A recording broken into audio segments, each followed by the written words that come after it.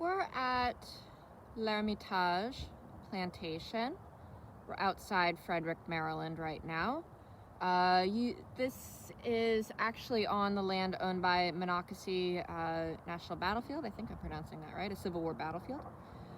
We're here to talk a little bit about plantations, because this particular plantation, L'Hermitage, and you don't need to spell that, poses us a bit of a problem. So there's a couple ways we can think about plantations. We can think about them in terms of what some historians have called like work camps, and that is a term that's specifically meant to bring up thoughts of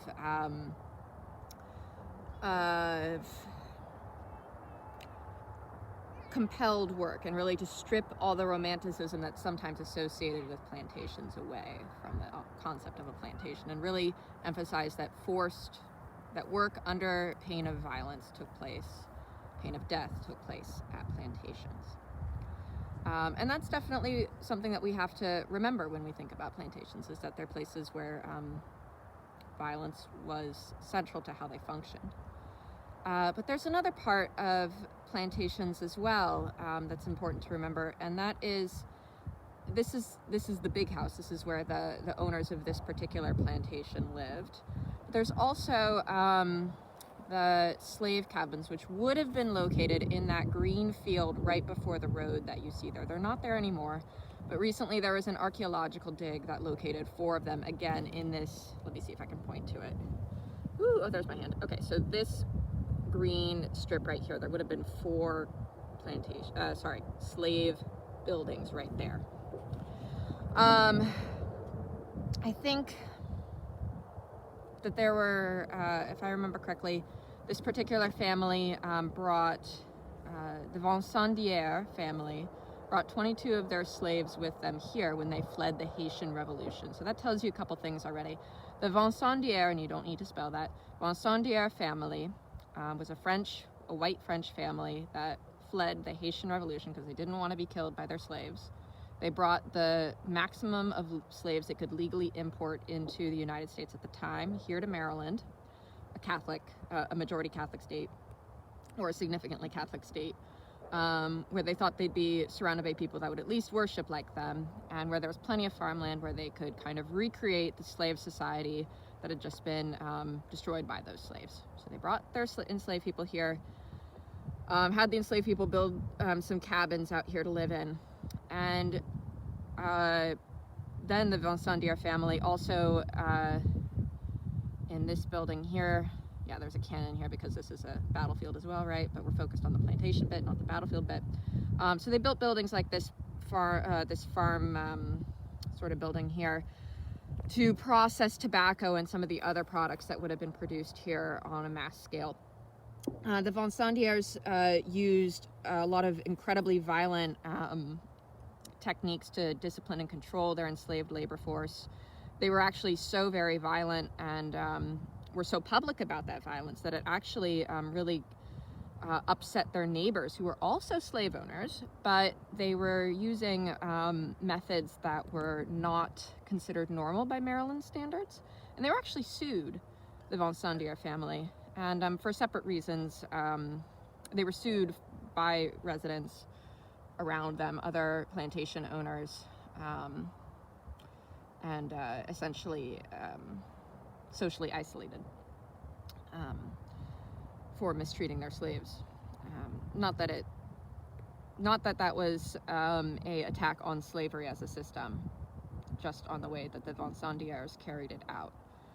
They were too violent, they were too different. America was different than the French. They were better, they were enlightened. You can think here of like Jefferson being a benevolent patriarch and everything. One way that you can prove as an American that you are a better slave owner that deserves to keep your slaves, that will never suffer a Haitian Revolution, is to call out your neighbors for stepping across lines, right? Drawing a line in the sand and saying you crossed it. Okay, but back to the original problem that I posed of plantations as a work camp. That's one way to look at plantations, but the other way is also to see what happened in these cabins, because slave cabins, and we do tend to call them cabins because they're quite small and built of wood normally, Slave cabins are the site of so much of American culture, right? African music was developed here and became the roots of blues and jazz. Many of American culinary traditions would have taken place here, right, or developed here. Folklore, history, families. So it's important to remember that, like, yes, there was violence and terror and horrible things and work. The other thing to remember, though, is that slaves did carry on and develop their own forms of culture here, draw on their African traditions that they brought with them and continued. So that's important to remember. But some interesting things about this plantation. Okay, so I'm going to turn us back to the Plantation House where the Vincentières would have lived. It's important to note that from those windows they could have seen the cabins, and that's kind of important. Most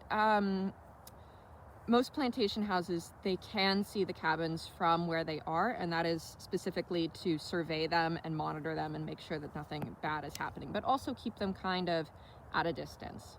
Now, that's not to say that some enslaved people would have lived in the house. They probably would have, sleeping in the hallways and wherever they had a spare spot, really.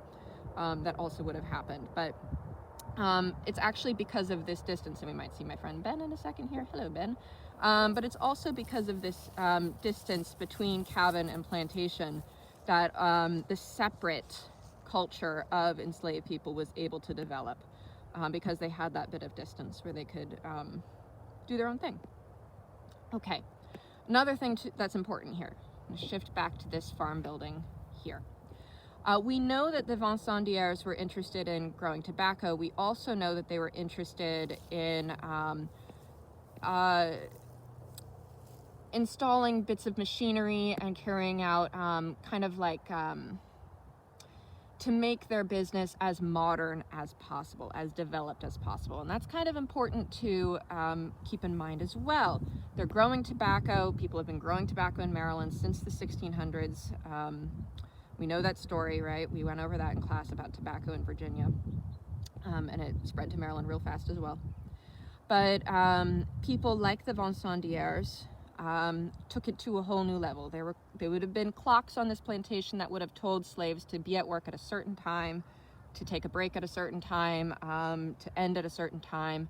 There would have been machines to make their job as efficient as possible and produce as much tobacco as possible.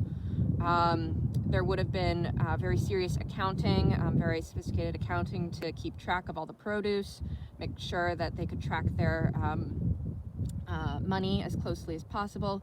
So what happened at this plantation was very modern, very factory-like, not different much at all in terms of its modernity as the factories that we'll talk about in Lowell, or as I showed in another video, at Savage Mill. This was a relatively factory-like condition. Now the Vincentières, you might be pleased to know, eventually went out of business. So they didn't do too good of a job, but they used all the tools at their disposal.